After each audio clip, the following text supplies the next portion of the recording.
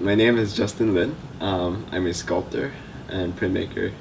I work on a lot of derpy objects, I guess that's what you would call them. On the side, I also teach kids sculpture and art.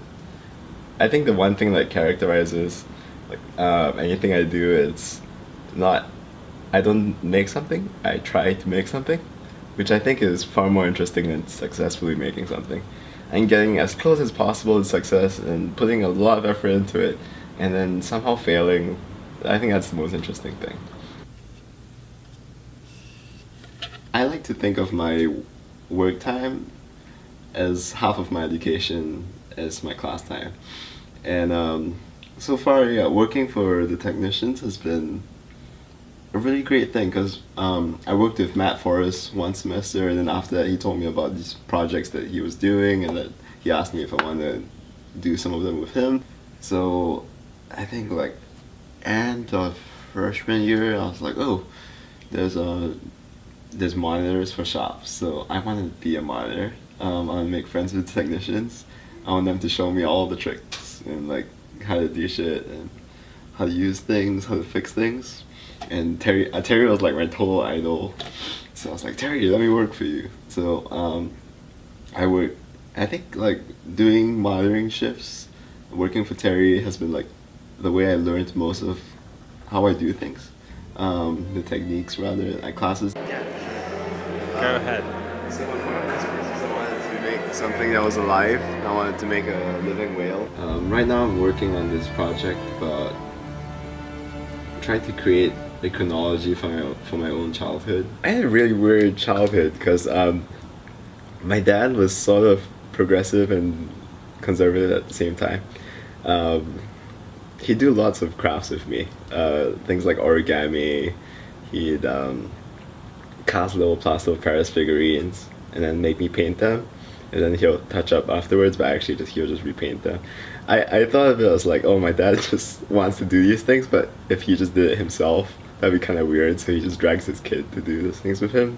I think if I just left it up to my mom, that would be just have to study every day, get good grades so I can go to university and like go to med school.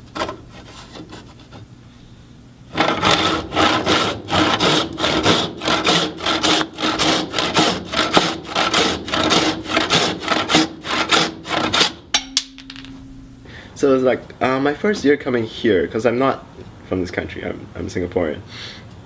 I didn't realize how different things could be. I spent 12 years in a boys' school, so that was like, I didn't realize how weird it was while I was doing it. I was like, oh, okay, boys. And then I realized after 12 years of boys' school, I had no clue how to talk to a girl at all.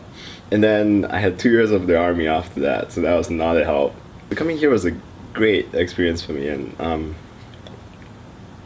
just being around other people, like who could talk differently. I think here was the first time I actually felt like I could connect with someone on a way that was more than just on the surface. Like finding other people that were interested in art, that like could be chill about everything, because everyone in Singapore, okay, it's a stereotype, but everyone in Singapore is really uptight and all they care about is money.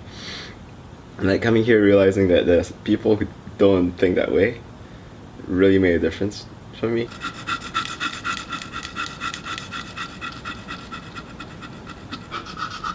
Oh, okay, lately I've been toying with the idea of being a furniture designer. So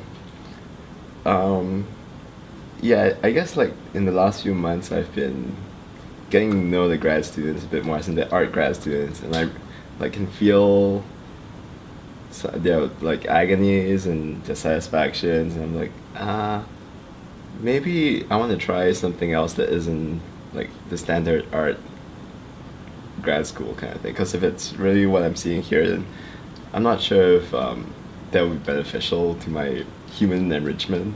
You know, I would still do art for sure, but perhaps something else might be an interesting way to go. Yeah, so after graduation I have to go back home, and I'm going to teaching school for a bit. So after that I'll get a teaching certificate and I can teach middle school kids. But in the longer term, I just want to travel a lot.